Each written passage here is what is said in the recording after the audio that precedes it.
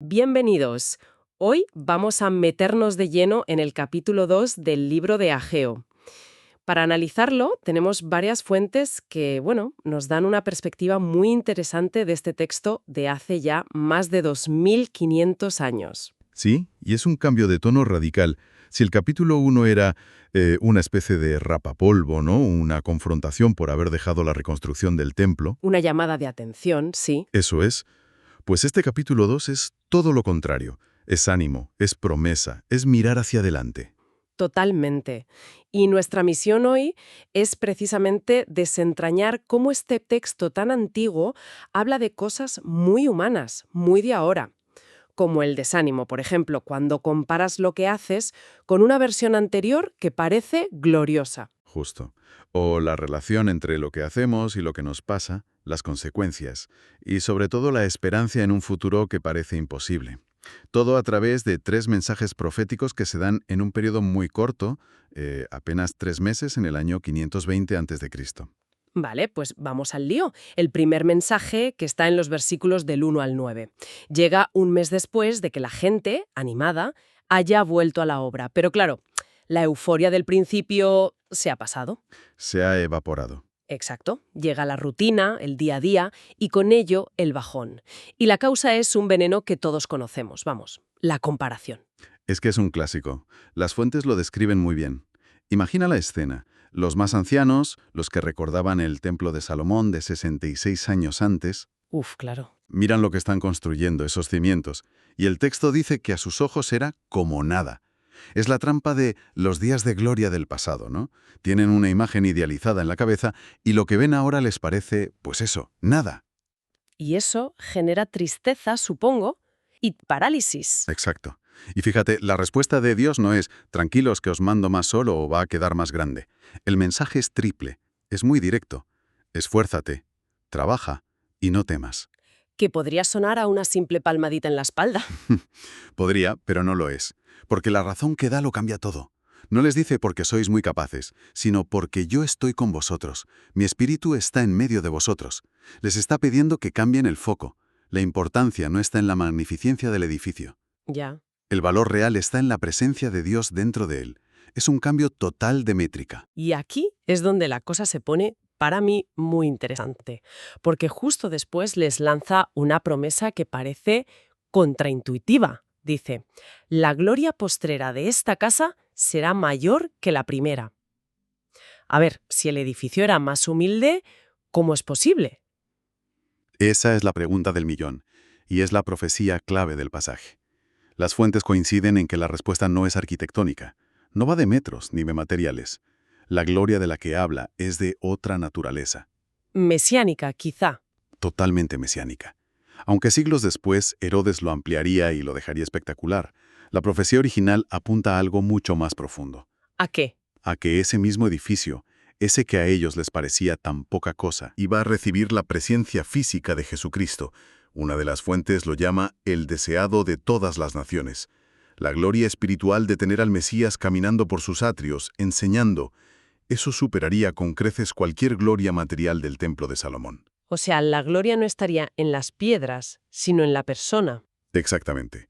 Y además, justo después, añade un recordatorio sobre los recursos, ¿no? Dice, mía es la plata y mío es el oro. Claro, que eso también es curioso.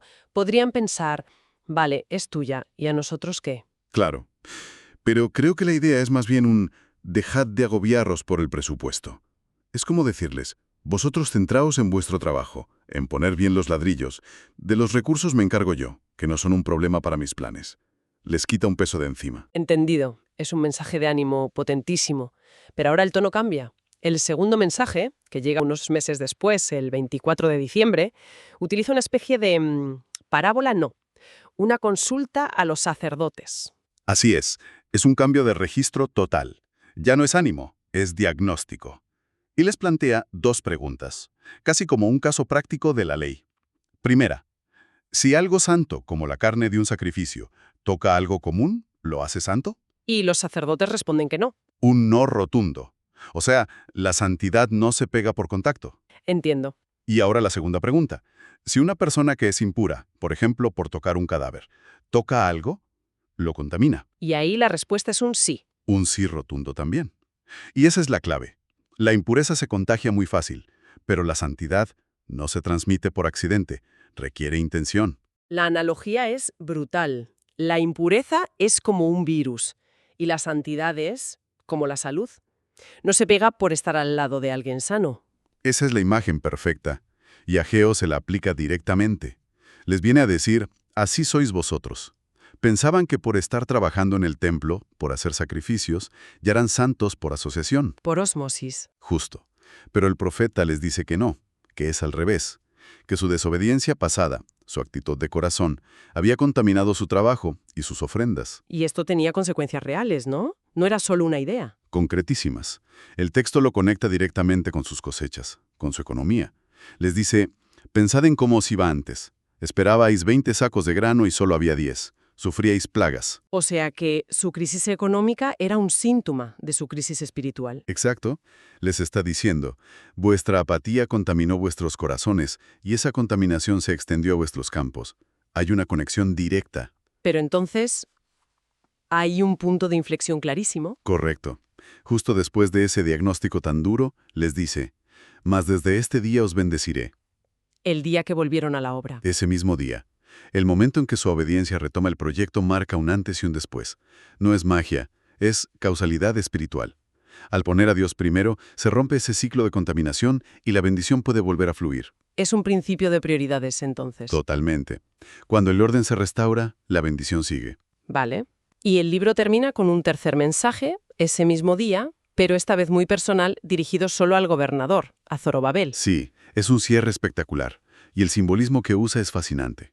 Dios le dice, te tomaré y te pondré como anillo de sellar. Un anillo de sillar en esa época era como la firma personal, ¿no? El símbolo máximo de autoridad. Exacto. Era el instrumento de poder. Con él se sellaban decretos, se autenticaban documentos. Ser el anillo de sellar de un rey era ser su representante autorizado, su hombre de máxima confianza. Y esto va mucho más allá de un simple honor para él. Tiene que ver con su familia, ¿verdad? Mucho más allá. Y sí, aquí el contexto familiar es crucial. Las fuentes destacan que el abuelo de Zorobabel, el rey Jeconías, había recibido justo la profecía contraria, que Dios lo arrancaría de su mano como un anillo y lo desecharía. O sea que esto es una restauración. Es una restauración en toda regla, la anulación de una maldición familiar. El anillo que fue desechado ahora es recogido y puesto en el lugar de máximo honor. Es potentísimo. Y todo esto se lo dicen a un gobernador de una provincia pequeña del imperio persa. Claro. Y en ese contexto se enmarca en una promesa que lo supera todo. Justo antes le dice que va a hacer temblar los cielos y la tierra, y que trastornará los tronos de los reinos. Está poniendo a Zorobabel en el centro de la historia mundial. Le está diciendo que el verdadero poder no está en Persia. Al escogerlo a él, que es del linaje de David y que está en la genealogía de Jesús, Dios está reafirmando que la promesa mesiánica sigue viva, que a través de su linaje vendrá el rey definitivo que establecerá un reino eterno. En resumen, si extraemos las ideas clave de Ageo 2, la primera sería: no menospreciar los comienzos pequeños. Su gloria final puede ser mucho mayor de lo que parece. La segunda, sin duda, que la presencia de Dios es más valiosa que cualquier recurso o grandeza externa. Y la tercera, que la obediencia sincera, poner las prioridades en orden, es el camino directo hacia la bendición. Y todo eso, como decías, conectando su pequeño proyecto de reconstrucción local con un plan global de Dios que culmina en el Mesías.